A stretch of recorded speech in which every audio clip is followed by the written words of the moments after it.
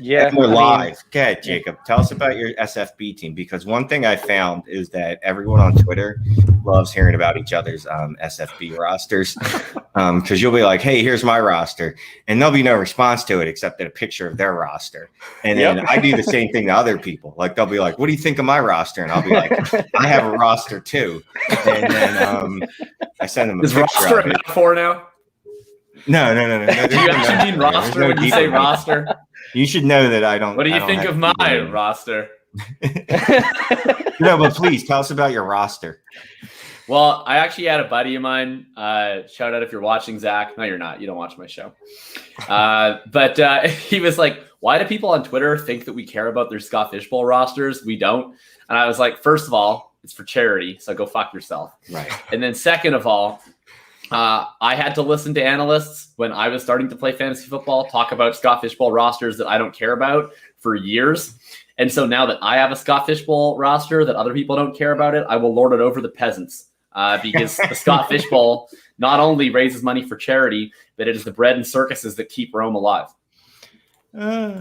Scott Fishbowl is pretty much, dude, it's crazy. I remember Bread Bowl.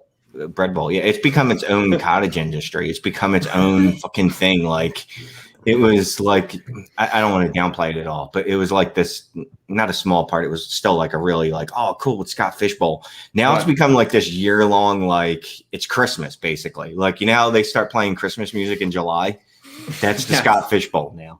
You know what I mean? Like, there's websites for it. There's strategy articles, ADP, tools. It's become like its own juggernaut, like the Potathon. I don't even know how much they raised, but it was well over whatever their goal was. I know that. Last I saw, they exceeded their goal. That's kind of how capitalism works, right? Like, you create one thing that works, and then other things glomp onto those things, and then you create. If it's pure capitalism, then also it exploits the poor and steals money and steals and gives to the rich. Shane, but it's not that kind of capitalism. It's good capitalism. It's like capped capitalism. You know what I mean? Because all the money is actually earmarked for a good thing, as opposed to capitalism where it goes to evil landowners and those barons. Yeah, that's what you call those. Don't you work in house?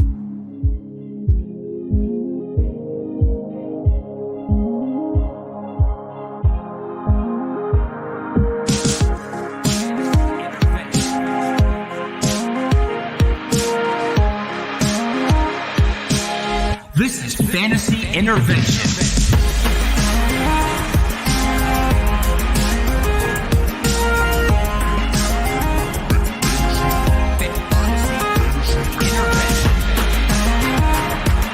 Now here to intervene with your fantasy life, Shane Manila, Jacob Sanderson, and Chase Vernon.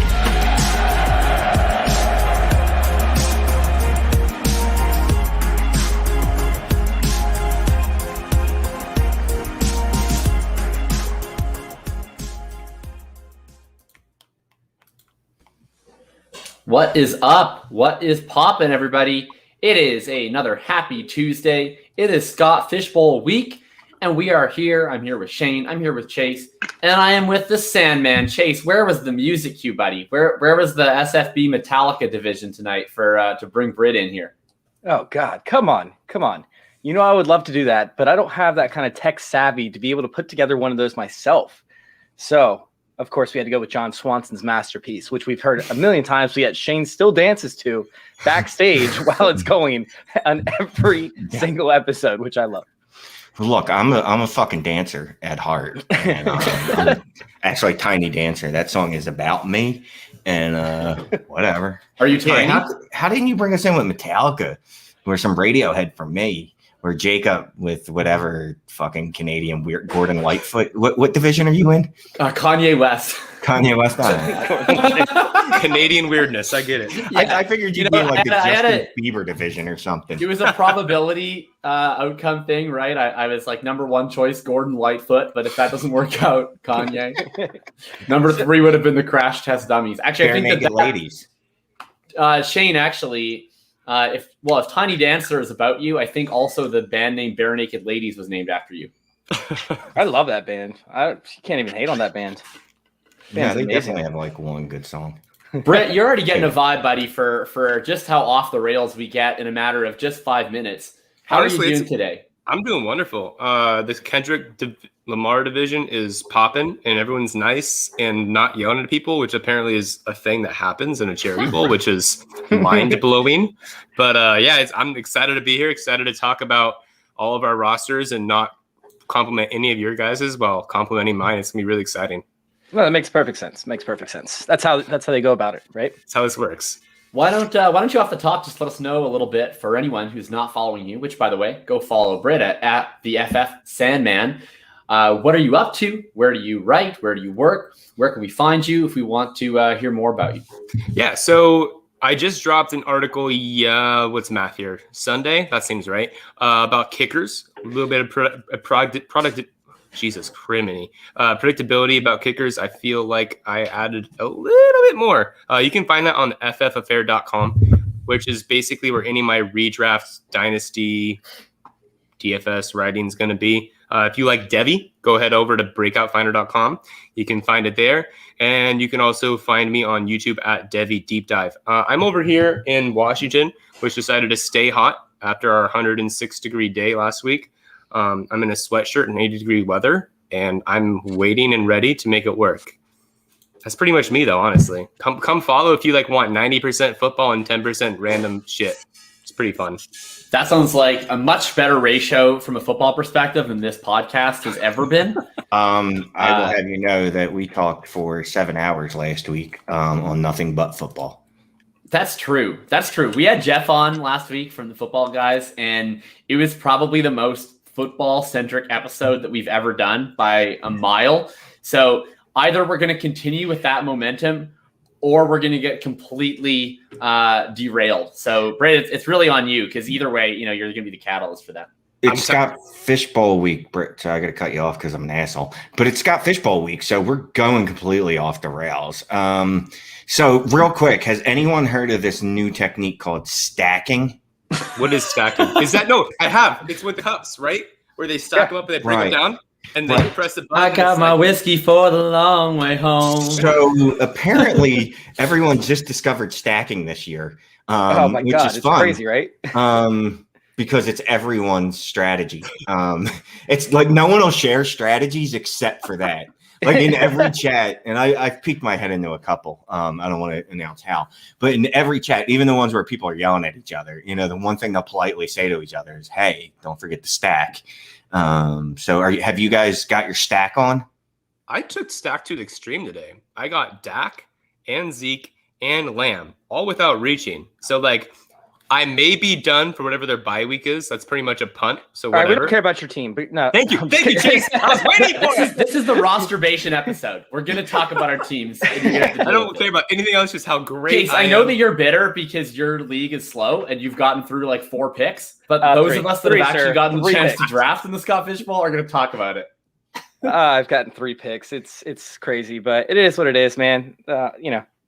It's a charity league. We're here to have fun. We're here to let you happen. It's cool. Shane, if you don't like stacking, you don't even want to know the levels of edge grinding that I've been doing on my team. So not only do I have a stack, it's a bit of an off the wall stack. I stacked Mahomes with CEH, and I did that because I felt as though a lot of people were going to be stacking Mahomes with Hill. So I wanted a bit of a unique stack, and not only that, but something I've really been looking into is micro correlations where. But the way that Scott Fishbowl ends, right? So you're going to have week 16, you need to be first out of 10. Week 17, you need to be first out of 20. And so I'm trying to find players in matchups with competing good offenses in those weeks. So the Chiefs, for instance, are playing the Bengals. So I have Mahomes and Clyde Edwards-Helaire. I brought that back with T. Higgins for that week 17 matchup. And then I also did Hopkins and Lamb, who play each other in week 17. So I'm going in, not only are we stacking, but we're micro correlating going into the week 17 tournament weeks, Shane. Is this the part where we make up terms and then micro correlating? Is that what's going on here? By the way, Larry likes snacking, so I just wanted to make sure that was acknowledged. Larry likes snacking. So. Don't get micro correlating mixed up with micro penis when describing things, though, especially on your dating app. If you put micro penis on your profile, it's not good. micro-correlating a little better because then they think you're smart. Faith has a great stat right there. Shane, though, do you think that there is a correlation between micro-correlating and a micro-penis? I don't know. I'm gonna go with maybe. Look, no, I don't have a problem with stacking. It's just I'm annoyed that this is the first year that everyone acknowledges its existence, even though it's been going on literally since the dawn of man. Well, you've been here since then, so you know. Well, Space Odyssey 2001. I know you're a little young, so you might not have seen it, but one of the first scenes, besides the apes throwing bones at the black oblong thingy, was them drafting and stacking Miami Dolphins. It was Dan Marino, Mark Duper, and Mark Clayton, and it was pretty good. I'm not going to have any of those stacks like that. Like you guys have good stacks. Unfortunately, I have Joe Burrow at quarterback, and I forget who the second guy is. Oh, Trevor Lawrence. So any stacks I do are going to just be incidental at the end. Like, like, all right, Marvin Jones is sitting out there. I'll grab him. And probably, not DJ Chark. He'll be too much. But CJ Umazaman in the 30th round, all me, baby. Okay. That's his name, CJ Umanazama. That's it. Close to the 30th. You're not going to – well, that's interesting to get into. So I haven't got a chance to tell the people what we're going to be talking about today. And Shane just pretty much hit on both points. We're going to talk Scott Fish Bowl, of course, because we're all drafting the Scott Fish Bowl. And we know how much the public all cares. And we also know that, our audience is mostly people talking to each other. So we assume that 60% of you are probably in the Scott Fish Bowl. Congratulations, guys. Way to go. And then we're also going to get into the AFC South. So Shane just talked a little about the Jaguars. We will talk about the Jaguars later. But first off, from the Scott Fish Bowl, we've already talked about stacking. Let's see. What is another piece? What's another trend from your drafts? We'll start with you, Chase, then go down to Britt, and then Shane. What's one really interesting trend from your drafts that you've noticed, you've been a little bit surprised by in the Scott Fish Bowl so far? Or just something interesting? I think the biggest trend is the fact that it takes about, an average of 4 hours to make a pick per person, which is why we're 3 players in. Well, no, Chase, it's important to talk about that because the season's about to kick off any month now. So if we don't get this draft done by this weekend, I don't know what we're going to do. Anyway, it's kind of interesting. I didn't expect Cam Akers to fall like he did. He made it to one pick before my 3rd round pick in the 8th. And then I went back and I looked at it. And Cam Akers, there was one draft where I think he fell all the way to the 5th round or something crazy like that. What? Wow. It's kind of crazy sitting there and looking at it there's almost groups of people and everybody in this group does not like one player and watch them fall. I wish that would happen in a group that I'm in, but it's probably going to happen with a player that I don't like. So, I'm probably going to be sitting right there with it. Michael Thomas is sitting there as we enter into the 4th round and a few other things, but that's kind of crazy just how specific groups of people end up in the same division together. And then you just watch a player fall. Meanwhile, he's getting drafted in the 2nd round in most of the drafts that are out there. So sitting there and looking at it, I'm seeing all sorts of different strategies like Shane talked about with just massive amounts of stacking, all across the board. I stacked right off the bat. I would never normally take a wide receiver in the 2nd round. I took Josh Allen. I ended up with Stephon Diggs as well. Like you brought up, Jacob, you want a strong finish to the tournament, assuming that you make it there. So obviously stacks are crucial when it comes to that. But at this point, I think that a lot of these running backs where we're used to seeing the running back dead zone, right? Which everybody's heard about as of late. The running back. You've been reading my articles, Chase. Look at you. Oh, no, I didn't read yours. But no, I'm just kidding. I definitely checked it out. No, but sitting there and looking at it the running back dead zone, right, is just so much different this year compared to previous years, right? We're seeing guys like Myles Gaskin, who has the starting role over there, who's a little bit younger, has some more tread on tires compared to a guy like Todd Gurley last year, right? We're seeing, guys like Kareem Hunt, who I believe was outside of that dead zone, who's in there this year, who finished up as RB9 or 10 last year, in that section. There are so many different players that you can actually run with in this dead zone. It's just different from any other year. And actually, I've believed in the dead zone in previous years, and I've avoided it. I don't think I'm going to be avoiding it as much. I think it's okay to go with a wide receiver early and then try and grab one of these guys in the 4th, 5th round. Britt, I'll throw it over to you in 1 second. I realized that just in case people are watching and subjecting themselves to this that aren't familiar with the Scott Fish Bowl format. First of all, the Scott Fish Bowl is, of course, an incredible tournament for charity put on by Scott Fish. It involves 1,920 teams. That is a lot.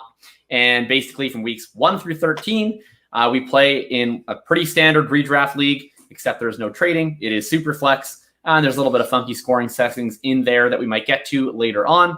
And then from week 13, 14, or from 14, 15, 16, 17, you start to play down and cut down, leading to a final of 20 folks. So that's the general structure, just in case anybody is wondering back at home.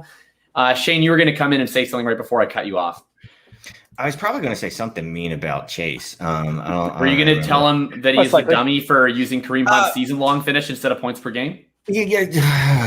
Like, I can't even get into that. It's like he's Canadian. I mean, I don't understand how you understand points per game is more important than, total finish. Anyway. You knew when to play Kareem Hunt, and having that availability of him actually playing the entire season is not a bad thing. When you look at the games that you know when to play him, unless he goes out drinking and decides to start kicking people again. I mean, except for that. I mean, it's really, in Shane. Hey, Shane, you can flex kickers this year in the Scott Fish Bowl. I heard that. I'm not going to draft a kicker for a while, but I'm going to let Brick talk to us about kickers because Brick actually wrote about kickers, and I heard him talking to Chase about it, and my eyes started to glaze over because it was like in depth and way too over my head. But now I'll pay attention. Only strategy I've seen in my league is especially balanced. Only a couple of us have gone. We're only through the 4th round. Some of us have 5 picks in. Nobody has really gone super heavy at any, what do you call that, position. Yeah, I was kind of hoping to go super heavy at tight end, but only 2 of us have gone 2 tight ends, but every team just about has a tight end. It's kind of put a crimp in my style. I was hoping to get, maybe Mark Andrews to add to TJ Hawkinson and Darren Waller, but unfortunately I couldn't. That's it. And yeah, kickers are in this year because sure. Brett, why don't we throw it over to you? And if you want to talk at all about the kicker trends you noticed, feel free to add that in there. I promise I will. The biggest trend is more of just a hate talk about why A.J. Brown is so disrespected and just commonly in the 4th round of drafts. I don't understand that. It doesn't make sense. If, I'm just going to say this. Julio Jones was a threat once upon a time, but he's no longer a threat. And if anything, it's like going to help out A.J. Brown. So, like, the fact you can get him in the mid-4th is just honestly disrespectful. And also, I'm quite frustrated about 2 teams in my league deciding to take 4 out of the 6 viable tight ends early on, basically leaving all of us just up a creek without a paddle. Was there collusion? I wonder. I'm a very gently ask them. One lives in Finland, so I feel like no. But no, the Finn, because the Finnish are more ethical. No, they're notorious for cheating. So there's no way that Finnish person. Is that where Bill Belichick's heritage is from? Is Finland then? Is that how that works? Yep. Yeah. So I'm just excited about the amount of stacks there are for the tight ends early on. I feel like Scott Fish heavily influenced that because I feel like every time he was on, he's talking about how he always wants to start with 2 tight ends. Excuse me. So for my kicker article, I was trying to find a way to make them more predictive because there's nothing predictive outside of what Linda's been able to do and a couple others. Jen had a great article on 4for4. And so I was looking at the median points per game compared to the average points per game. And the theory there is if you have a higher median over average, then you're more likely to exceed your average points per game. And so I spent a god-awful amount of time inputting data by hand because I don't know code because dumb. And what I found is that you have a 67% chance of a kicker being in the top 12 the following year if they had a median points per game over an average points per game, which I thought was pretty neat, just given the fact that at least now you're narrowing down the people that you want to be prioritizing and looking at, because we all stream kickers, but it's important to know which ones we want to look at long term. So for this year was Blankenship, Lutz, Koo, and Zurline.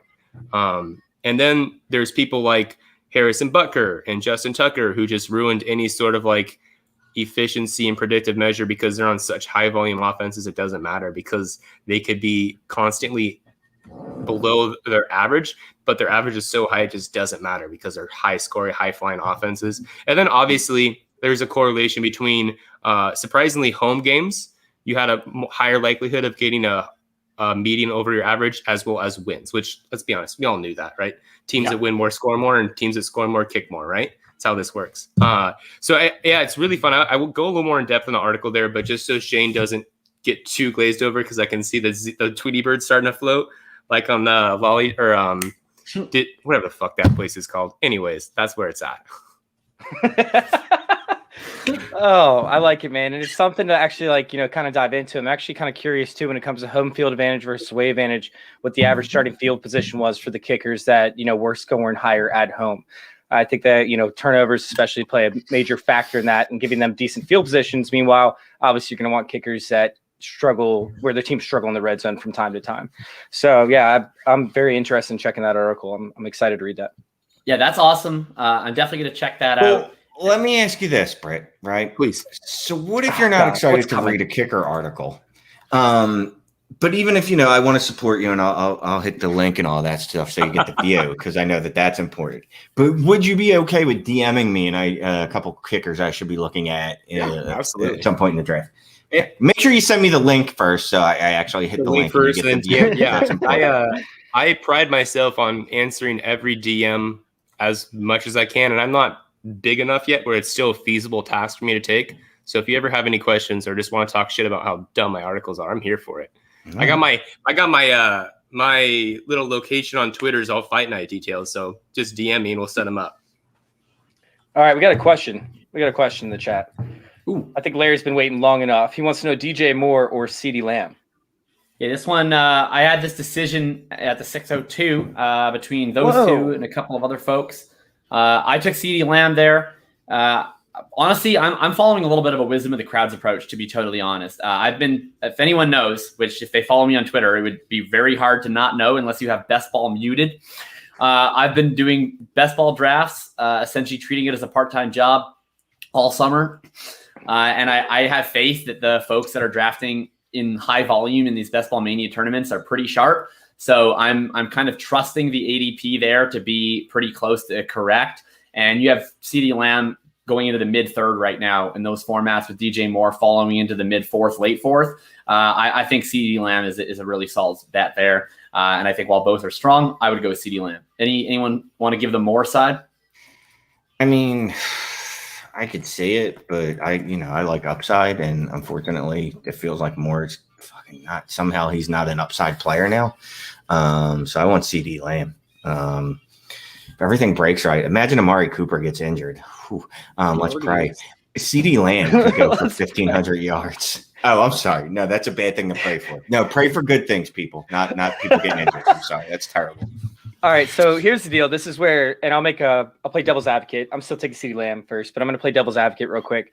If DJ Moore moves to the slot and they use Terrence Marshall on the outside, like I think they're going to do, I think that DJ Moore plays close to the line of scrimmage. He was not good as a deep threat last year.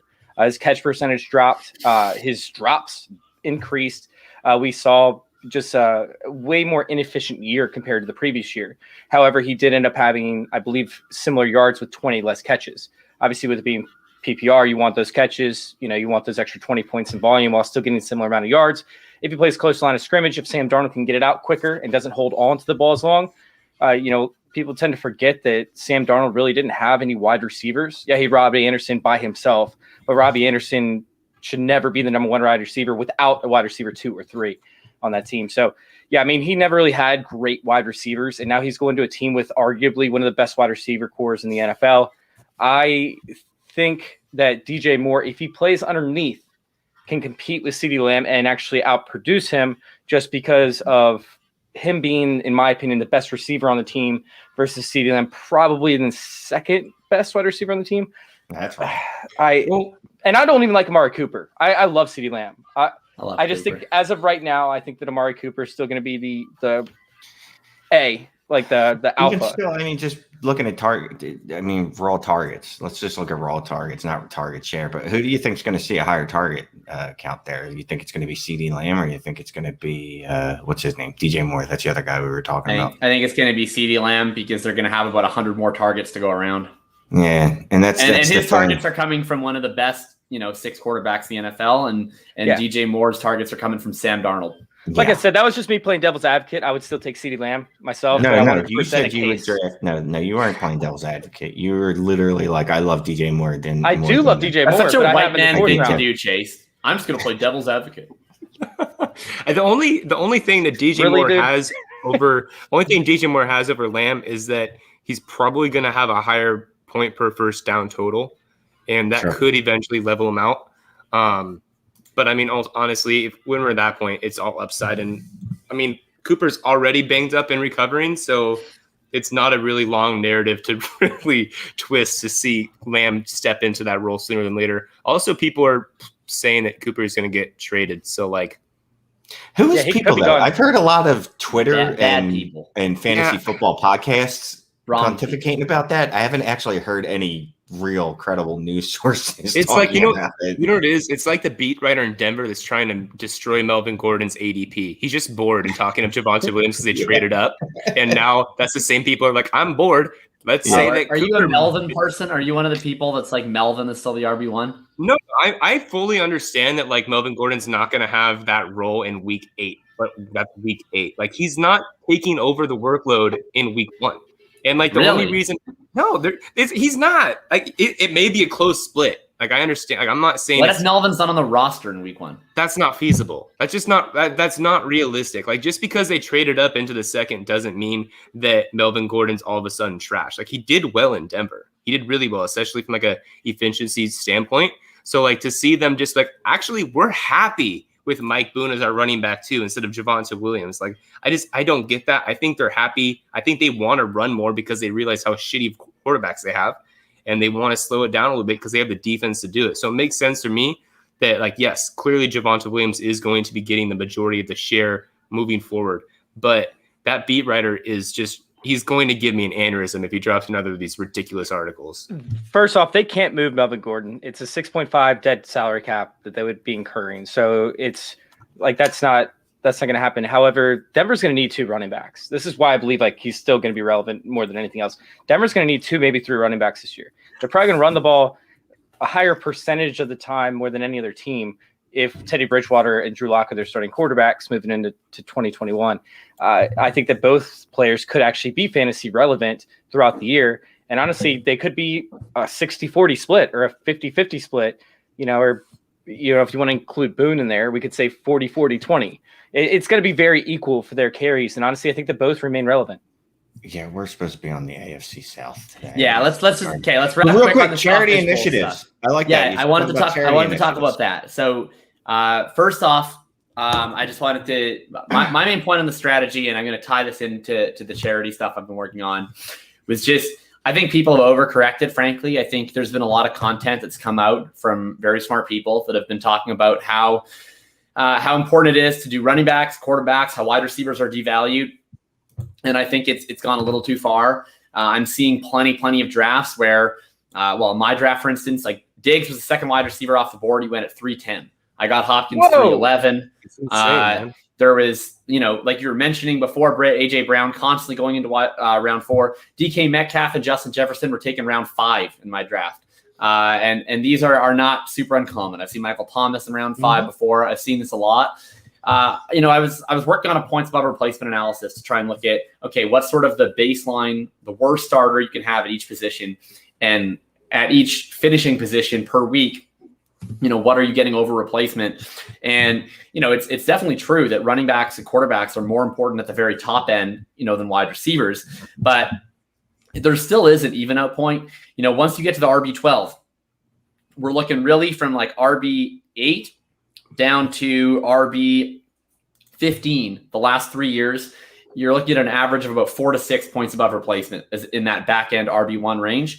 And, the wide receiver range from, wide receiver 1 to wide receiver 6, there's about a 10 point to 6 point spread, points above replacement. So the idea that you're taking sort of these high end RB2s, back end RB1s before any wide receivers are off the board, it's just a little too much for me. I think that these elite wide receivers still give you quite a lot of edge. And maybe it's a little bit different at quarterback with the scarcity element, but especially when you've got 3 flex spots and you can conceivably start 6 wide receivers every single week, it's still a regular managed league, right? Like all of the same reasons why people do zero RB, modified zero RB, hero RB, whatever you want to call it, RB, R&B, hip hop, whatever it is, those reasons still exist. So I still think people are ignoring wide receivers a little too much. And I mentioned all that just to plug. If you want to see the thread that I did on the points above replacement analysis, which also involves my very pretty Excel charts, I did one with lines. I did one with bars. So that's cool. There's even dots. If you want to see that, it's posted at the top of my Twitter. Every retweet that I get, I'm donating $1 per retweet to the Downey Wenjack Fund, which has been a fund established up in Canada. And, if anyone's not following what's going on in Canada, there's been a lot of, for years, of course, there was residential schools, which was the forced removal of Indigenous folks from their families. And there's been grave sites that have been turning up over the last weeks. And so it's been really, really unfortunate up here. And we're trying to do some of what we can in supporting that fund to help with education about residential schools and to help provide supports to survivors and families. So every retweet, I get on that, I'll donate $1. Make sure to check that out. Hopefully it can help you out in the Scott Fish Bowl. And that's sort of the charity stuff that I've got going on. Shout out to Chase, who has also helped raise some funds with that charity when we were on the Podathon. And if any folks know of any charity stuff or are doing any charity stuff, because that's really the biggest reason we're in the Scott Fish Bowl, let's chat about that quick, and then we will get into the AFC South.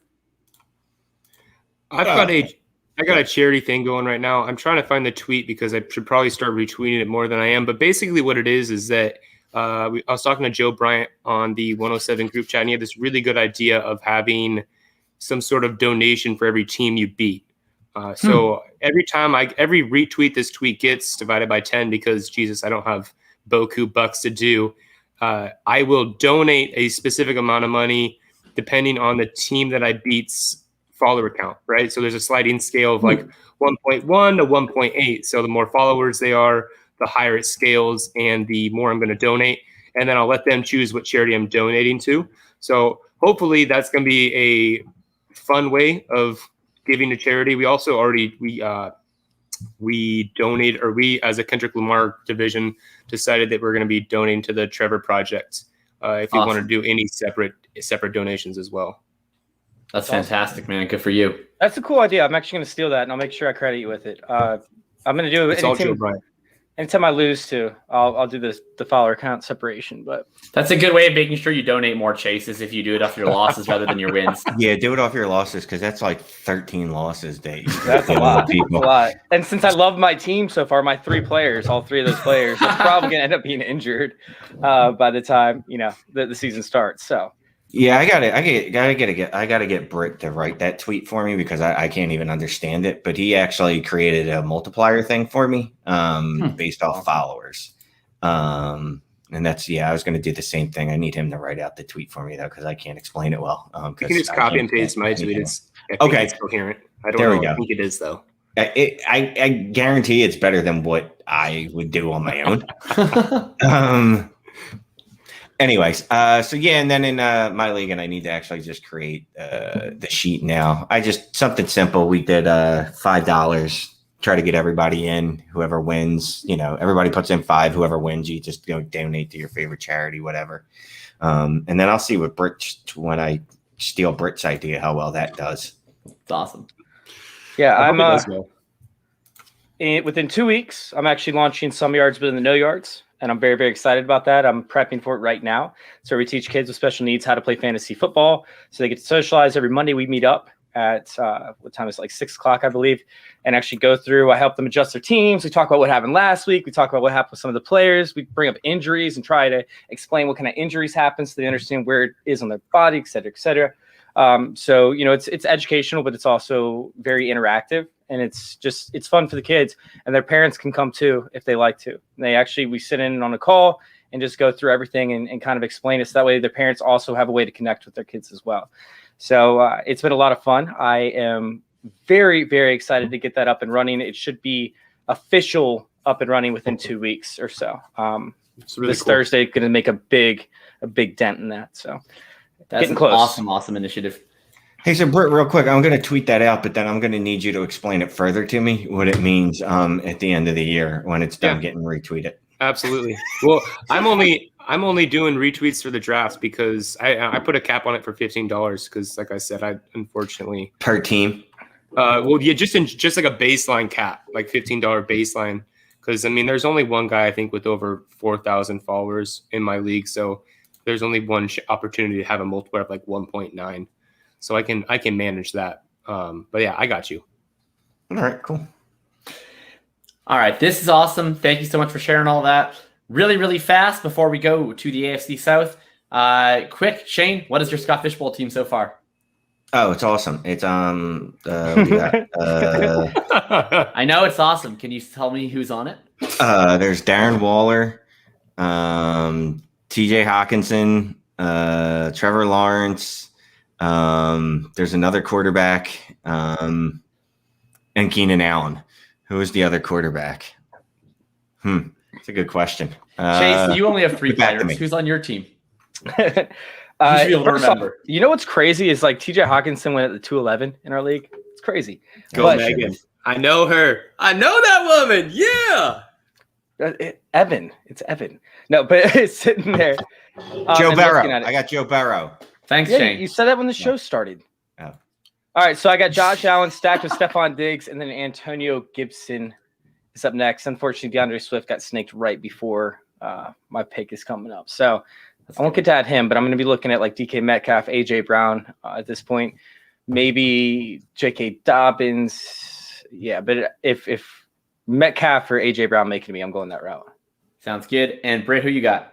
Yeah, so I got infiltrated by Kevin Tompkins, and so I'm kind of taking this good old anchor running back approach. I got Dak and Zeke, and I got DeAndre Hopkins, Michael Thomas, and CeeDee Lamb. Nice. And our draft, I think, might be the furthest along then. I've got Pat Mahomes and Trey Lance at quarterback. I have got Cam Akers and Clyde Edwards-Helaire at running back. And then a wide receiver, we got Hopkins. We've got CeeDee Lamb. We've got T. Higgins. And we got Brandon Ayuk. All right. One more question here from Lindsay. And then we're going to actually talk about the AFC South. What is the double tight end strategy when you can't make trades? Shane, you've been promoting this blasphemy. Explain yourself. What do you mean? I don't know. I mean, is there a strategy? They get more points per reception and they get points per first down. So I went and got 2 tight ends that I believe, let's see, Waller had 143 targets or something like that last year. I've been pretty vocal on my Hawkinson love today. A couple people have pushed back, whatever. I love Hawkinson. Hawkinson, if he sees less than 130 targets this year, something's gone horribly wrong and we've probably hit another pandemic. So it's not just taking any tight ends. Like I'm not advocating going and get Logan Thomas and Robert Tonyan in the 4th round. Over to Logan. Yeah, no, but in the early rounds, it's I'm going to get the guys. That's who the premiums help the most. You are betting that a TJ Hawkinson can outscore like a Michael Thomas then. Yeah. With the premium. You think that's going to happen? Yes, I don't see any way in the world he can't get at least 130 targets, and that's being conservative. He's battling his number one competition for targets on that roster is DeAndre Swift. Yeah, 100%. Which is pretty weird because DeAndre Swift's not even an A-back. Exactly. It's Jamal Williams. We don't know. He's that. also going to be the Chase, slot you just receiver. beat me. I am not your enemy here. Like I am like the highest on DeAndre Swift, I think, in the entire industry. Like I'm the last person you need to beat. The double tight end strategy is it's either you got to get the elite ones or it's no different than any other tight end, really, any other drafting. You either get the elite ones or you don't. So there's like those are the options. Yeah. 5 or 6 of these guys that it works with. If you can get 2 of the top 5 or 6, go for it. If you find yourself going, oh, I'm going to reach for Noah Fant, kick yourself, stop yourself. No, you go have another way. You have, let's see, Travis Kelce, Waller, Kittle, Hawkinson. No, I stopped after Kittle. Sorry. Pitts. Pitts, and then Adam Troutman. So 6. Oh my God. 6. Yeah, that's clearly the case. All right, so we're going to talk about the AFC South here. Damn it! I swear to God. All right, moving into the AFC South, we're going to do this a little bit quick here. So, Britt, we started this up last week. Basically, I figured I'm too lazy to come up with 2 show sheets a week for 2 shows during a time when there's literally nothing to talk about in Dynasty. Except for Chase's mustache, but now his facial hair looks good, so we can't even talk about that. And frankly, it's just hurtful. I'll get the mustache back soon. Thank you. Anyhow, so we started last week with the NFC South.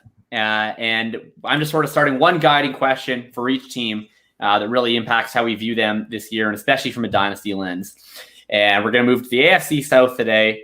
And we're going to start, of course, with my favorite team, my beloved Indianapolis Colts. And so I ask you all, will Carson Wentz be redeemed in 2021? And we will start with you, Britt. Yeah, I mean, yeah. I'm not going to give a bullshit non-answer answer. Yeah, he'll be redeemed. I don't know how valuable that's going to be, but I think that if there's ever an opportunity for him to win, to be successful, it is in this very obvious situation. And so I think it's very likely that Reich is going to set him up for success, and that also JT is going to take a lot off him. It's just whether or not Paris Campbell or goddamn Faith,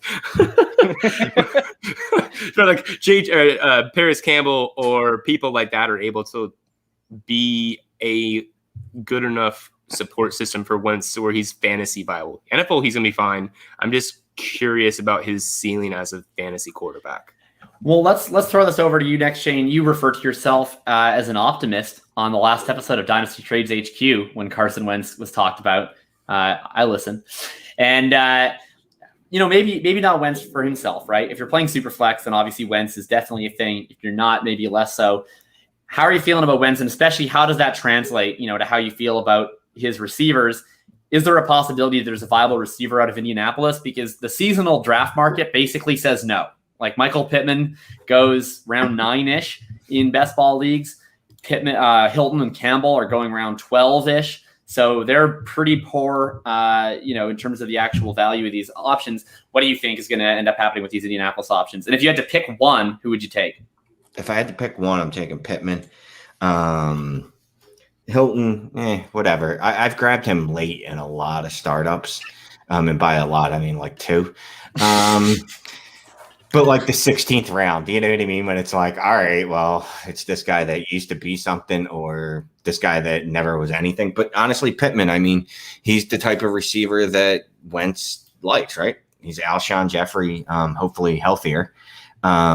They don't have that tight end there right now. They have Jack Doyle, Mo Alley Cox. So I think Pittman's going to be the guy that's going to be the target monster there until, of course, Ertz ends up there, and then we'll revisit the situation. But out of the receivers, I'll take Pittman. I like Campbell at his ADP, but I have literally no hopes for him. His ADP is low, and because he's been injured every day of his life. If he ever gets on the field, I think he could be an interesting weapon there. We saw that in that one game last year. It was really exciting. If you extrapolate his one game, I love extrapolating small samples. I've always said that extrapolation of small samples is the key to fantasy success. Right, I'm back and forth on Twitter with someone that wants me to extrapolate Dallas Goedert's stats over the season from what he did with Jalen Hurts for 3 games. Could you call that micro, whatever it was called? Yeah, micro penism. Yeah, that's the same thing, right? Extrapolating small sample sizes. Oh man, Chase, what do you think about these Colts weapons? Well, I know you love Pittman, but let's say especially, what do you think of Wentz? Can Wentz support Pittman and make all your dreams come true? I think that sitting there and looking at Wentz, like he's in the system that works with, that worked with him earlier in his career. I think keeping him up on his feet is definitely key, so he's not injured, because you talked about, how what's his name? Paris Campbell ends up getting injured constantly. So does Wentz. Wentz, can't stay healthy for a big portion of it. Obviously, with the Colts offensive line, it was dominant ? But it's not the best pass blocking offensive line at this point. And honestly, I feel like the Eagles probably had a better pass blocking offensive line when he ended up getting hurt. So, keeping him up on his feet is going to be crucial. But I mean, looking at his schedule, man, this AFC South is so soft. The Titans are going to be the 2021 version of the Minnesota Vikings, where they had to end up gouging all of their top end pieces, like their corners, everything like that, in order to create enough salary cap space, in order to sign other players. And then you have, their free safeties, aren't able to stay on the field on a regular basis. They couldn't re-sign Jadeveon Connor. They chose not to, whatever one you want to go with. This defense is going to be very porous. The Jacksonville Jaguars secondary, we already know, is going to be very porous. Like, I don't even have to dive into that. Same thing with the Texans. The Texans are literally a dumpster fire of a team. So sitting there and looking at it, like you're looking at probably the easiest schedule in the NFL. And I don't look at any of those things like prior to the season, just because I think all teams change. However, sitting there and looking at it, like, I mean, is there a sexier schedule or a sexier, set of, I guess, divisional matchups for a quarterback position other than Carson Wentz? I don't think there is. So at least you get 6 games out of Carson Wentz where he's going to crush it. But sitting there and looking at it, I think the Pittman is the weapon to go to over there. I think the T.Y. Hilton could reemerge because Carson Wentz can hit receivers deep. Although he was not great with the deep ball last year, he was under constant pressure. It's very tough to complete a 50-yard pass while you're getting hit, square in the chest time after time again. I like Wentz this year. I think that he has a significant chance not only to redeem himself, but to like make a significant impact in kind of stretching the top 10 of the quarterbacks this year. Like, it's very possible. It's tough though, because I think this is the most saturated the quarterback market has ever been when it comes to the rule changes, when it comes to, how teams are designing their plays and whatnot.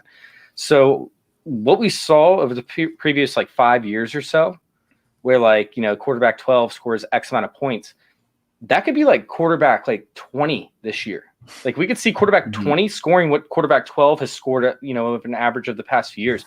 I think we're looking at a real blow up at the position. I think the position's become blow up somewhat, or a glow up. Oh, we can go with both, whatever one you want to go with, babe.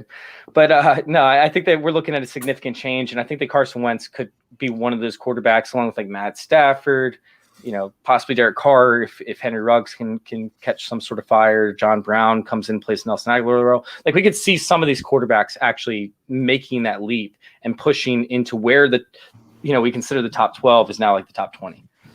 Yeah, I think it's going to be interesting. I mean, I will retweet this after the show, but if anyone wants to read my more long-form piece on Carson Wentz, I believe I was feeling poetic, and I called it Carson Wentz's Redemption in the Crossroads of America, which, I don't know. I was really in my feelings, I guess.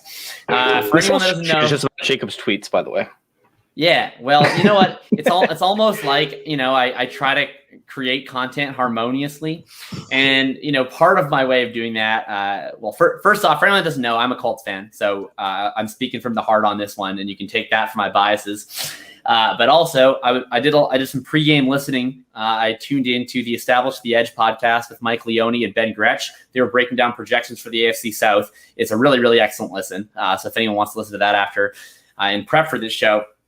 And one really interesting stat that I came across is that Paris Campbell, who of course has been injured for the vast majority of his career, but in the time that he has played, combining his rookie season and this season, he earned a target on 20% of his routes. That's a really elite rate for a rookie, which is basically what he's been over the course of 2 seasons, is one prolonged rookie season.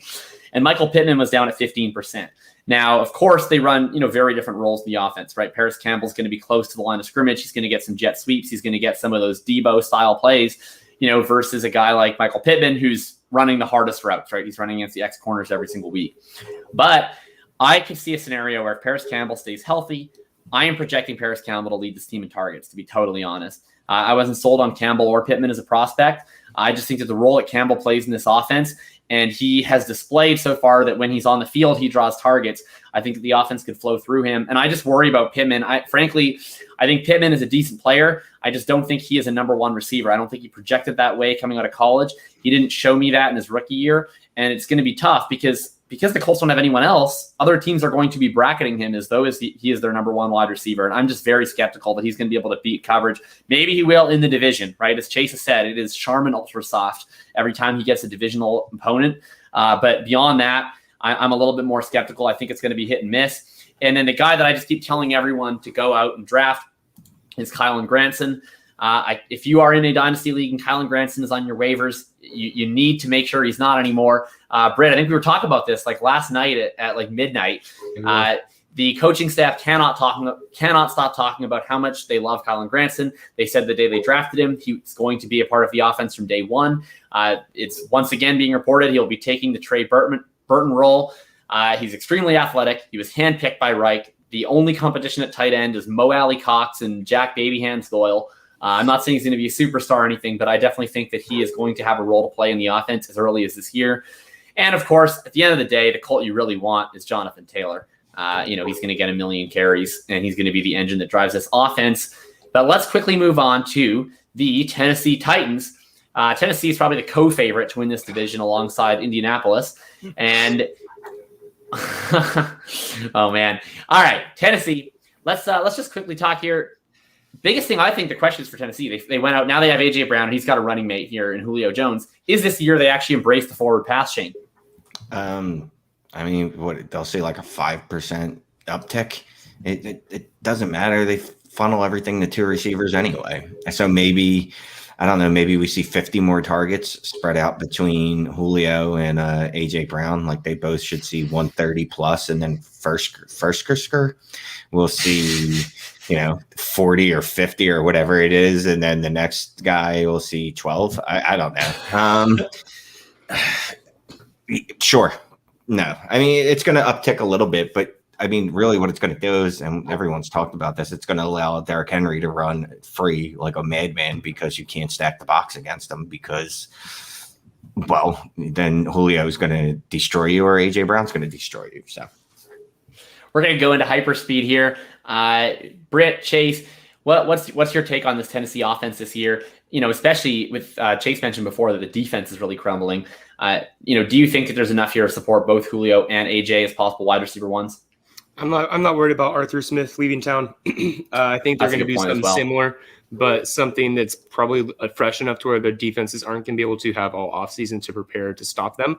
And even if they do, Julio isn't dust. He's still good, and AJ Brown's elite. So I'm not worried about it. Fade them at your own risk is how I'm going to put that. Chase, you can answer the more interesting questions if you want, but I want to take from you, if Derrick Henry gets hurt, who is the running back to own? Is it Darrington Evans, Brian Hill, or Jeremy McNichols? Well, that's a good question. I think that they'll go into a timeshare, and I do think it's Darrington Evans, although I don't think that he's going to be the primary back. I think it's going to be Nichols most likely or Brian Hill. I'm going to lean Nichols, but I mean, I think it's going to be one of those two. I think that Darrington Evans, however, will play that third down role. And that third down role could also be on second downs because this team could be in catch-up mode a lot more than we've seen from a Mike Vrabel coached Titans team. So sitting there and looking at it, I mean, the answer of the player to own in this offense is Tannehill. Sure, I love A.J. Brown, and I think that Julio Jones does his work, and I think that Anthony Firsker is a great value. And then Darrington Evans could actually have a play this year, especially if they're losing, and they're going in the fourth quarter down by 2 touchdowns, something along those lines, which, like I said, we haven't seen. But Tannehill is going to be hitting those guys constantly. He is the direct what's the right word for this? He ends up winning the most. No, he beneficiary. Beneficiary. That's exactly where I was going with. He's the beneficiary of all of this, and Tannehill is going to have an amazing year this year. I think that he actually finishes as a top 7 quarterback. I think I have him at 6 or 7. I can't remember. I like it. Shane, I have 2 really rapid fire questions for you. Number 1, who can run a faster 40-yard dash, you or Anthony Firkser? Anthony Firsker. Okay, that's 1. He doesn't need to stop for a cigarette. I will. Shane, smoking is bad for your health. Mm-hmm.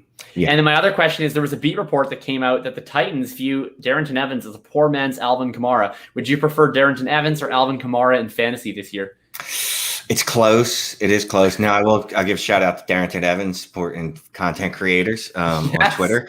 It boosted his best ball ADP by 2 rounds overnight. Wait, what happened? I missed this. No, we're not going to get into it. Yeah, I'm going to stick with Alvin Kamara. I'm just going to go against the grain. That's just the type of guy I am. Chase, so what happened is Devin Bush, linebacker for the Steelers, one of Shane's favorite IDP targets, actually. He tweeted out something about basically just shaming content creators that have 400 followers and put content creators in air quotes. And then Darrington Evans, who also has a pretty big Twitch stream, he's a big gamer. And he was like, hey, I don't care about that energy. If you got 400 followers, I want to be 401. Drop whatever you're working on. I'll share it. I'll follow you. I'll promote you. Let's collaborate. And, all of these fantasy folks, of course, were like, yo, this guy's awesome. And then overnight, he went from one of my favorite round 18 best ball picks to unattainable because he's now going in round 15 or 16 because he's a cool guy. So I appreciate you, Darrington. Second of all, Darrington, if you ever want to come on this show, I would, greatly appreciate that. You can even choose which one of us you want to remove from the show. I would happily remove me, I would happily remove Chase. I would more than happily remove Shane. Anyone, I'd happily sell them down the river for Darrington Evans. And also, I want to know, is your name pronounced Darrington Evans? Darrington Evans? Darrington Evans? Have you followed him on Twitter? Because if you follow him, he's following people back. Yeah, I am. I'm going to go do it right now. Well, tweet at him. No kidding. Ask him if he wants to come on the show next week. I'm sure he hasn't got many invites to, there's not many. The good thing is, the fantasy football space, there's not many podcasts. There's not many live shows. Oh, I am following him. I was already following him. Sure you are. Yeah, he's going to, you're scared he's going to check the tape. Tell him that you're an OG. Just be like, no, hey, I really was. Unfollow and follow. No, just say Appalachian State is a good college football team. It's balanced to give you brownie points. So I've always been a Darrington Evans fan. I actually have tons of shares in all my dynasty leagues because I thought that they were going to end up trying to take the load off of Derrick Henry and give him more opportunities on third down. So I actually am a huge supporter of Darrington Evans. And I loved him coming out of the draft. I was disappointed when he landed with Tennessee, but I still thought he had a role. I think that he's going to have a role this year. Like I said, you guys already heard me talk about him. I love Darrington Evans. And if something happens to Derrick Henry, even if something doesn't, I still think he's going to have a role. But if something happens to him, dude, this guy's wheels up. I love this guy, and I love this film. You're taking Evans over Kamara. Well, he may not cheap anymore, but he's super affordable and attainable. And in like the Scott Fishbowl, he's one of my favorite late round targets. Yeah, I like it very much. I'm into Darrington. I agree. I thought he was a really, really strong running back last year. I thought he was, just as good or better than Keyshawn Vaughn and Zach Moss. He just sort of landed in the worst spot, but he went in the same round as those guys. So, I don't think he's quite dead yet, and he has that pass game skill set. Let's quickly move on to the Jacksonville Jaguars, and we'll save the best for last, the Houston Texans. Jacksonville, all the talk's been about all of the crazy shit that Urban Meyer has been up to. And basically, I'll just leave this as open-ended as possible. What skill players are going to emerge? Because they have a lot of them. They have James Robinson, of course, that came off a really strong rookie season, undrafted free agent. Of course, Travis Etienne, highly touted running back prospect, goes round 1. My favorite running back in the class. I think most people's at least running back 2 in the class or running back 3 at worst. And then you have Chanel, and you have Chark, and you have Marvin Jones, and if you're Chase, you think Colin Johnson's a thing. So how is this going to happen? Is this going to be a fun fantasy offense, or is this going to be a complete cluster F? Can I just? You said I think. You mean I know? Can I just mention that Suburban Urban is not a worthy fantasy or NFL head coach, and the only reason he's here is because Ohio State is good, and I think he absolutely has done nothing to deserve this position at all. Not that that's random, and this is the NFL, but I so strongly dislike this human being. It's borderline personal at this point, and I hate that. Wow. Are you a Michigan fan? No, I watch college football just to enjoy Devi, but that's it. But right. Etienne, his base is 70 receptions this year. I feel like that's if that's what I believe. I have Etienne my running back 1, and I think that he's going to exceed expectations just because people think that James Robinson is going to have such a large share of that running back holistic target share. And I think that's not how it's going to be. I think that even if Etienne, he's going to dominate in the pass catching area, and it's not like the Jacksonville Jaguars defense is good. So he's going to be out there a lot. You have the fun shower narrative with Lawrence. So you love that. And we all know that Etienne may not be the most proficient runner, but he's able to have these huge gashes, which is something that James Robinson didn't really show. He was also inefficient on the ground. So I like Etienne. I think it's obvious that he's going to be growing more as the season prolongs. And then if I had to pick someone else, I almost want to hit Marvin Jones just because there's so much hype about Chenault now. It's legitimately starting to make me nervous. I am nervous about Chenault just because he's getting too much love right now. And I like him a lot, and I want him to be good. But I'm I don't trust you, Urban Myers. You're going to go do some horse shit and just ruin everything. God. All right, I'll jump in quick on the Chenault front, and then whoever can come in after that. First off, I totally agree with you on Marvin Jones. He's a value. He's my highest drafted in best ball. In Dynasty, it's how much is Marvin Jones worth? Probably not a whole heck of a lot. Best case, he's probably in your flex spot this year, and then that might be a wrap. But I do enjoy taking guys like Marvin Jones in Dynasty because I want to chase youth at the front of drafts when the picks matter the most. And then when we get into the later rounds, I'd rather take a Marvin Jones because I already have youth in the rest of my roster. And so I'll take a Marvin Jones over a comparably priced young guy who probably sucks and always will. right? Like at that point in the draft. So I don't mind Marvin, but Shenault. To your point, real quick, it also makes it easier to drop these players for the rookie drafts and whatnot. Exactly. Like when you get to that certain point where you have a veteran who you know is towards the tail end of his career and you need to replace it, like it makes it very easy for you to pull the trigger on an older player when trying to add youth. Now that youth that you already drafted is already on its come up. So it makes perfect sense. And it's like that prevents you from having roster clogs, you know? Exactly. It's like a snake, right? Like they shed their skin, right? And then they get new skin. And that's Marvin Jones. Like you have your Marvin Jones. And you're like, okay, I used that skin for a year. He was a wide receiver 3. I got him at like a wide receiver 9 price. Now I'm going to shed that skin and I'll take some other random third rounder, right? Yeah, otherwise, you could go Buffalo Bill. Either one of those work. We're not bringing that back. You have your power on tonight, Chase. Otherwise, you end up in this spot where Chase is texting me and he's like, "Man, like I've been holding out hope for Isaiah Coulter. I don't know if I want to drop him, right? Like you don't want to be in that spot because then you're out here stressing. Here's the best thing I can say about Shenault. I will once again reference Ben Gretsch and his targets per route run stat just to show that I do homework. And he earned a target. I put out a tweet, by the way. This people got very angry about this tweet, but it's fine. I put out a tweet, with his stat. Laviska Shenault in his rookie year earned a target on 19.8% of the routes that he ran. That was a higher mark than DJ Chark has at any point in his career, even including 2019. And that's higher than Marvin Jones has done at any point except for 1 year in his career, which was probably his first year in Detroit, if I had to guess. I am a big believer in Shenault. When he came out, I thought he was assured that he would be this great gadget player, that he would be great after the catch. But I saw a lot on his tape. And yes, I do actually watch football, believe it or not. I saw a lot on his tape that really made me feel like he had a lot more upside than just being that gadget guy. He was raw, but the way he attacks the ball in the air is tremendous. The way he's able to get yards after the catch at all levels of the field, not just off these scheme plays, is tremendous. And he's a really physical specimen. And the types of quick twitch activities that he has that makes him such a good yak threat, like I believe that those things can translate into route running down the line. He was not a finished product coming into the NFL, but we have seen a lot of players that he reminds me of develop that at least to the degree that they need to. Des Bryant will always come to mind to me when I watch Laviska Shenault. He's that guy where maybe he's not going to run the pretty Jerry Jeudy routes that are going to end up in a highlight video, but at the end of the day, he's able to create separation in the way that he needs to with raw physicality. He's able to create, and he's able to be an X wide receiver. I'm not, 100% sure that Chenault's going to turn into Des Bryant, but I just think that he is more than just a gadget guy. And when I hear this camp hype that you're talking about, where they say he's the best skill position player on the field, he's going to be an every down wide receiver, man, that just gets me so excited. So I'm in on Shenault. I've talked about Etienne at length, and I've written about him at length. So you can check, the stuff that I've said about him. Shane, we'll quickly go to you, and then Chase, I assume you're only going to talk about Colin Johnson, but I won't interrupt you this time. So, Shane, what's your take on this Jacksonville offense? Who is the one person you'd be targeting the most?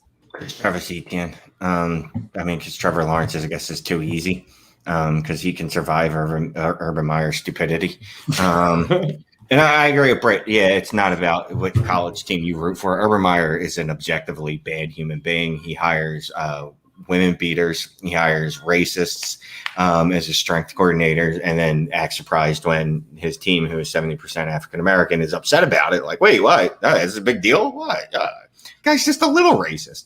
Anyway, Urban Meyer is a piece of shit, and hopefully he gets fired soon. But I'll take Lawrence and Etienne. Chase, tell me anything you want about the Jaguars, and if you want to talk about Colin Johnson, this one time I won't make fun of you. Well, no. To the point of the Urban Meyer thing, when I wrote the article on Trevor Lawrence for the Stabilize Your Future, you guys can go check it out on fantasyintervention.com. I wrote it about every quarterback draft in the first round, just talking about stabilizing your future for dynasty leagues. Urban Meyer was the big X factor that I did not like for Trevor Lawrence. And it actually dropped after looking into it, after looking into the stuff that Shane was just talking about, after looking into the fact that he's always had, a run-heavy offense to an extent when it came to rushing attempts versus pass attempts. It definitely makes me a little bit nervous for all the receivers on this team and Trevor Lawrence. It's nerve-wracking to an extent when you have this superstar-type quarterback. And Jacob, you probably know all too well, and you don't surround them with the right pieces because you don't know how to surround them with the right pieces.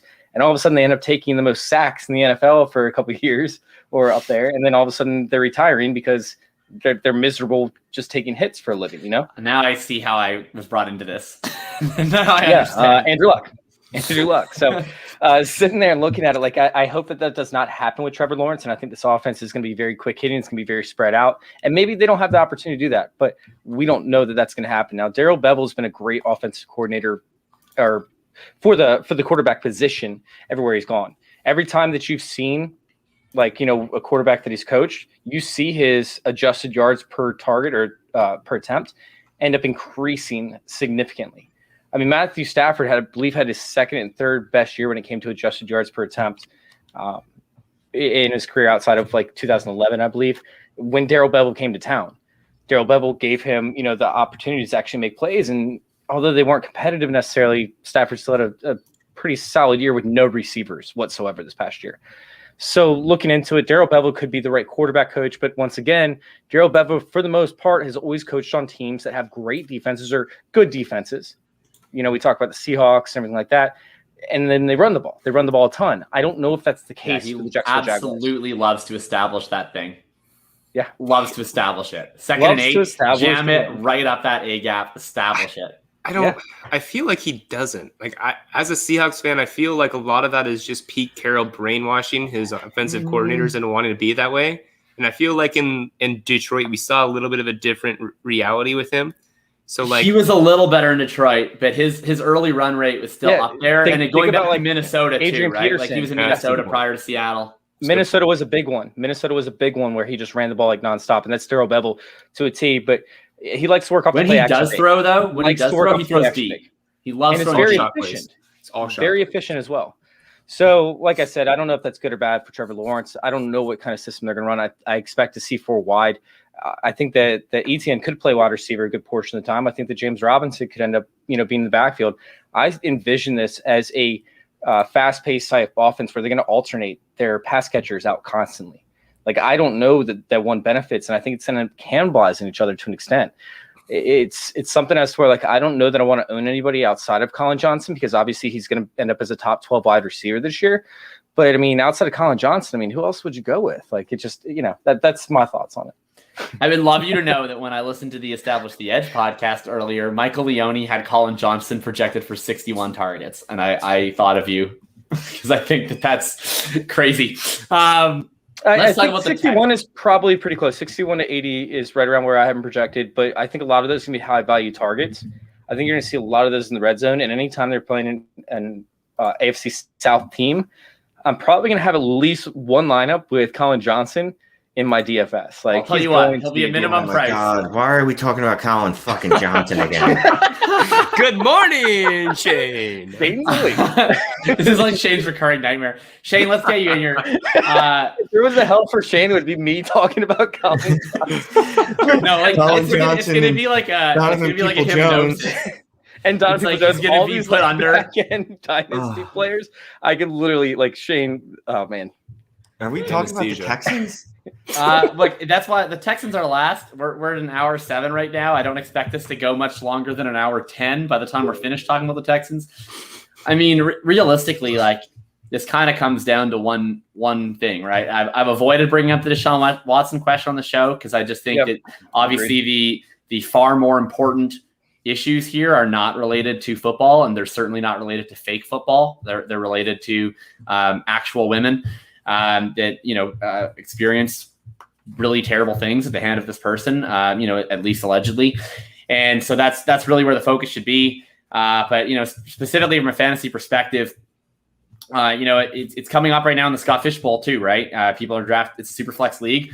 That's probably the number one question I've received from folks is, should I draft Deshaun Watson? Does he play this year? So with the caveat that this, fantasy football context is about the least important aspect of the story, is Deshaun Watson going to be playing, for the Houston Texans at any point in 2021? Because I think that's pretty much the big question over the Texans, because if he doesn't, then there's not a whole lot here. Hey, if we sit there and we look at back a few years ago, right? Tyreek Hill had a terrible incident where, they were caught like recording a conversation essentially where, hey, he broke his kid's arm from beating him, right? And we all said we were never going to draft Tyreek Hill again. We were never going to, mess with him. And now he's going in the second round of most drafts in this league. things get forgot about very quickly. And at that time, nobody thought that Tyreek Hill would play a single down in the NFL that year. Like, there was no way he was going to play. Like, how could he possibly play? He broke his son's arm from beating him. And then he ended up playing, a few games in the season. So sitting there and looking at it, like, I don't think that Deshaun Watson plays right now, but the NFL is tricky and the legal system's tricky. And, the NFL wants superstars. They want players who go out there and make plays because it increases their revenue. And other players want it too, because players' contracts are affected essentially by it. And it's weird to say that about one player, but if Tyreek Hill can come back after breaking his kid's arm, and I didn't draft Tyreek Hill in a single league that year, thinking the same thing. Like, what's the difference from Deshaun Watson being able to come back and play? Now, at this point, like, should you draft him? Should you not draft him? That's going to be a personal decision.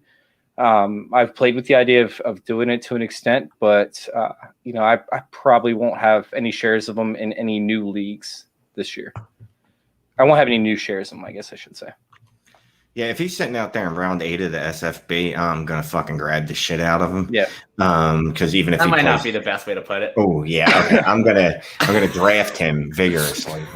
No, also not great. I'll probably draft him if he's sitting out there in round 8 or round 9. The risk is fine. I've been adamant I'm off of him in dynasties. Although the longer this goes on, the more I think he ends up playing with Houston for at least another season, be it this one or in 2022, whenever he's allowed off of parole. Britt, I'll pass this over to you. And also, if you want to toss out, if you're especially for folks in best ball leagues or folks in really deep leagues, you might need a running back. And between DJ or Lindsey or Burkhead or Ingram or any other members of the Association of Houston Retired Persons, who would you like to most throw into your lineup?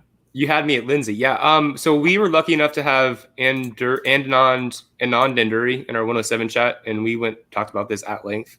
His personal belief is that Deshaun Watson doesn't play at all in 2021 because he's on the commissioner's exempt list. And Watson himself has said he's not going to play for the Texans. And they can't cut him because that's over a $60 million dead cap hit. They can't trade him because he's on the exempt list. And it doesn't look like it's going to be settling anytime soon. So I'm out on Watson unless you can get like the 12th or whatever, but I don't think anyone's going to let him fall to the 12th. I want to add to that too. Texas is traditionally like known for actually being really slow in their legal process when it comes to these areas of offense. So like they're thinking that, it won't take into effect until February 22nd, I think is the date. But they're saying like that kind of stuff gets continued on a regular basis. Now, obviously, this is a special condition, but to see them move it up when 99.9% of the time they actually move it back is going to be something surprising. So that was something that scared me off. But like I said, it's just, we never know what's going to happen. We don't know what's going on behind the scenes. I usually make it a personal preference that I don't draft people within 4 years if they do something horrific and shitty like this. So I'm off Watson probably for the next while, which means no Watson for me this year, which I'm very comfortable with. You brought up Philip Lindsay, which I'm really happy you did because Philip Lindsay is a good football player. And this has nothing to do with me being a Broncos stan or my cousin sniping me on Philip Lindsay and then rubbing it in my face for our first Dynasty League. I'm totally over that. I'm not hurt about it. But like there is one person that's younger than 28 years old, 26-year-old, and that's Philip Lindsay. And he also happens to have a couple 1,000-yard rushing seasons. So while we know Philip Lindsay isn't the world burner that we wanted him to be, the where you can get him, I don't believe that he's not going to be one of the most utilized running backs from a career or a season standpoint, just because the likelihood of him getting banged up compared to every single other running back in a wheelchair is exponentially low. So like, I'm really high on Lindsay. I think he's absolutely one of those guys to buy in your dynasty leagues. Throw out a 4th round pick, you can get him exceptionally cheap. Mm-hmm. And then if he gives you flex values for 2 weeks, that's worth it right there. And if you're going like a zero RB strategy in the Scott Fishbowl or redraft leagues, Philip Lindsay's absolutely going to be there in the 15th, 16th round. I doubt he's even getting drafted in most of these leagues. So he's someone I'm keen into. I could not agree more on Lindsay. I've talked about Nico Collins at length on this show and other shows and wherever I go. I'm a big fan of Nico Collins coming in as the clear number 2 option this year. And, I think next year, realistically, either they're going to, lose Cooks and then replace him, at which case Nico is at worst probably the number 2 option again next year. And, the quarterback that he's going to receive will either probably be Deshaun Watson back, or it's going to be, probably the number 1 pick in the draft, right? So I'm definitely into Nico in Dynasty. I'm even into him in best ball in the last round. Lindsay is the guy that I'm targeting too. I forget the name of the beat reporter, or I would credit her, but I do remember that there was an article coming out where the beat reporter for the Texans for ESPN projected Philip Lindsay to be the week 1 starter at running back over David Johnson. His ADP is over 55 spots later than David Johnson's in best ball. And for a running back room that I would prefer to invest pretty much nothing in, you can invest pretty much nothing in Philip Lindsay. You can literally get him with your second to last pick or your last pick in a best ball draft.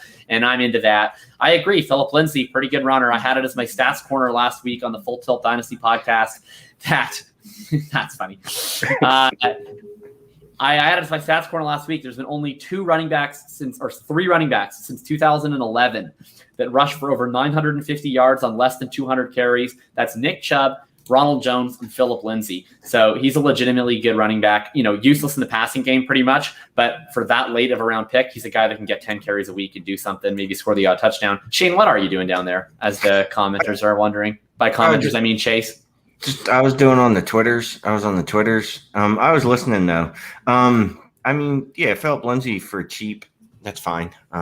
He's not going to be used in the receiving game at all. They just won't. He's not that good at pass catching. Everyone thinks he should be because he's little. And then when you're little, you're supposed to be good at catching when you're running. What is that? It's like being a white guy shooting free throws. Right. Like you see a white guy on the basketball court, you assume he's shooting threes and he's really good at free throws. And then when he dunks, you're like, fuck. Yeah, it's Zach Levine. Huh? Or if you see him like he shoots up a 3 and it's an air ball and you're like, whoa, I don't understand what the fuck's going on here. I'm a passer. I'm a pure passer, bro. Whatever. I mean, yeah, I like John. I don't like Johnson. That's really a strong word. I stomach Johnson at his ADP. Johnson. Yeah, he's adequate at his ADP only because I think he'll see a lot of receiving work from whoever is throwing the ball. As long as he's healthy, I think he sees 80 targets easy. But Lindsay, he's so cheap. Really, this is one of those, and I hate handcuffing. You could really draft them both if you wanted to. I wouldn't because that's the worst, probably worst. Throw in Burkhead too. Why not Ingram? Yeah, the Burkhead, Mark Ingram. Who else is over there? That team is just sad. Brandon Cooks is going to have over 1,000 yards receiving again. It doesn't matter who his quarterback is. He's shown that. So he's a guy that I keep drafting. Whoa. He's shown that? Yeah. He's had Drew Brees. He had Jared Goff in his best year ever. Horrible quarterback. Have you in his best year ever? In his best year, Tyrod Taylor's capable. And he had Tom Brady. Taylor. He had Tom Brady, right? His quarterbacks have been absolutely. So remember insane. the narrative before last year that Deshaun Watson, except the narrative was prior to last season was when wide receivers switch teams that they're automatically going to do worse on the new team. Except Brandon Cooks was like, oh no, that doesn't happen to me. That happens to other people. I just go and ball out. And Jared Goff is slightly below average. He's not a good quarterback in any sense of the word. Anyway, so I want Brandon Cooks. Cooks is good. Cooks is legitimately good. Like, he was great at Oregon State. He was great at New Orleans. He was great. He's everywhere he goes, he's great because he's great. Yeah. Nico Collins, sure. The only problem is if he doesn't hit this year, and it's going to be hard for him to hit when you have Tyrod Taylor and Davis Mills at quarterback. And I'm not General trashing. Mills. I'm not trashing Tyrod Taylor. Taylor's an adequate starting quarterback. He's like a game manager, like a little better than a game manager. I think he's better than Jared Goff. I just think it's going to be, everything's dynasty in my mind. So if Nico Collins doesn't hit year 1, that means he's dead, 80% of the time. So I don't care about him. Hi, Eli. That's fair enough. Any last thoughts here on anything in the AFC South? Before we wrap up, you looking at the same thing I was? Shane and I both did the same thing at the same time. That doesn't look like a Scott Fish Ave. We're trying to look at the picture that Eli has as his profile, or she. Sorry to. Oh boy. Oh man, what's coming up the screen? People are going to be very perplexed. The 5 people that listen to the audio version of the show are going to have a lot of curiosities. Oh, it's Shakira. Oh, okay. Shakira. Oh, I get it. And the fish is covering her butt. That's a terrible spot for it, by the way. Terrible spot. I would have moved that anyway. Can you, Shane? You said you're a dancer. Do your hips lie? My hips never lie. Can you sing "Hips Don't Lie" for us? No, I don't know. It's fucking words. Get out of here. I like good music. My good music. All right, I think that's a wrap. We talked about the AFC South. We even talked about the Texans. If there's any other, podcasts in this saturated market that spent 13 minutes talking about the Houston Texans, first of all, I send my condolences, and second of all, I have you stud. Oh my God, is there a Texans podcast out there where all they do is cover the Texans? I feel so bad for them. The fool. Oh my God, I feel so bad. It's called the Prison Correspondent at the local newspaper. Think about that, because we're unrolling like the different teams we're starting podcasts for, and I never even thought about there has to be one for the Texans. Oh my God. Do you know like the Locked On Sports Network? There's like one that's locked on to every team. So there is a podcast out there that's called the Locked On Texans podcast. No, and those people must they talk about fishing. Shane has a new hell. It's not me talking about Colin Johnson. I'm gonna listen. I will listen to this. I will listen to the latest episode of the Locked On Texans podcast. I promise. I'll listen to it with you.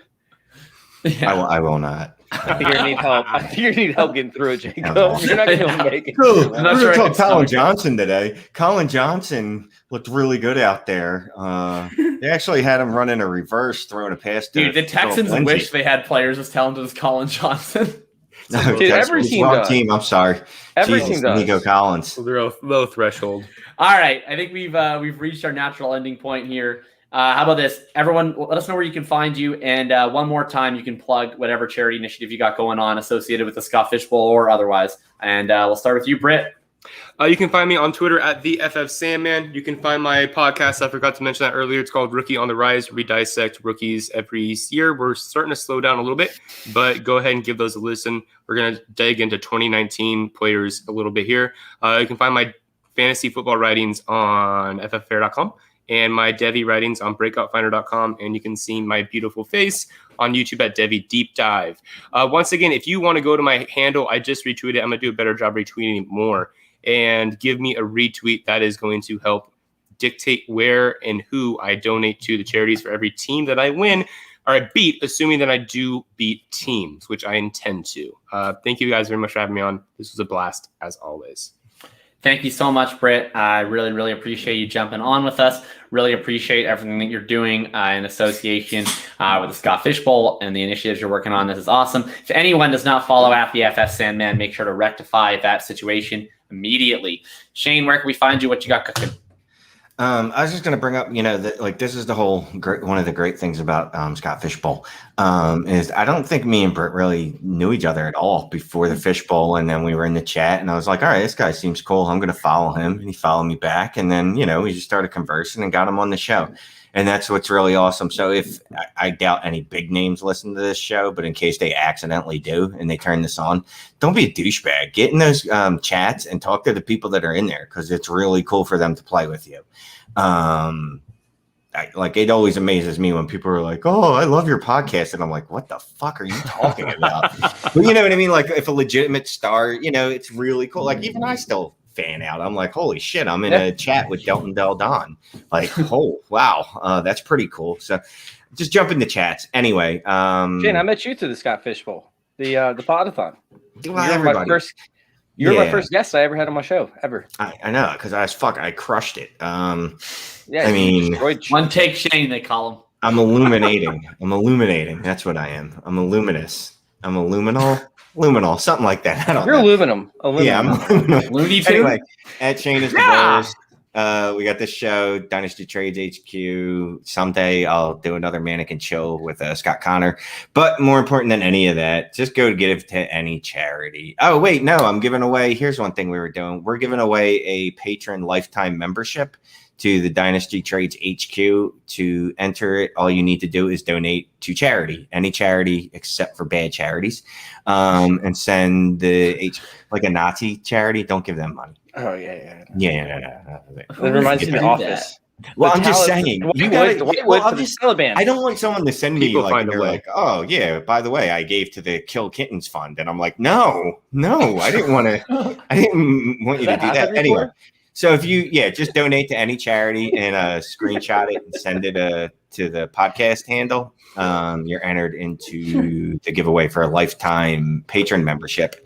And here's a fun fact: after I came up with that idea, I talked to Patron, and they're like, "Yeah, we don't do that." So I'm gonna have to actually like manually do shit, which is awful. Yeah, I know. Yeah.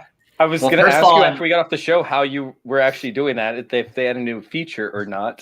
Oh no, they do not. They told me that it's an excellent idea, and no one's ever brought it to them. They're like, they said, this is a good idea. Thank you for bringing it to so our weird. attention. But we don't do that. So good luck, my friend.